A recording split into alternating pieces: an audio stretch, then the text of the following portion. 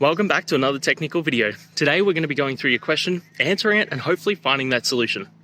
Guys, remember to stay just a little bit crazy like me, and hopefully you get to that resolution.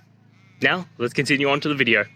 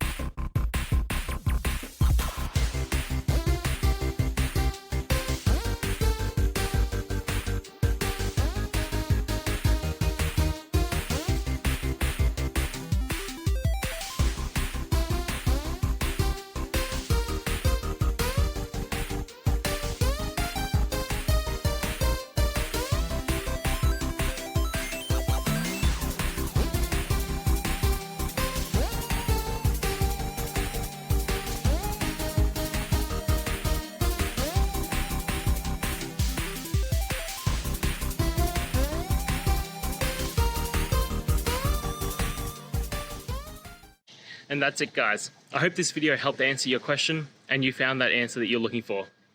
Now, please hit subscribe if it helped. I really appreciate it. And I'll see you next time on another one of these videos. Cheers.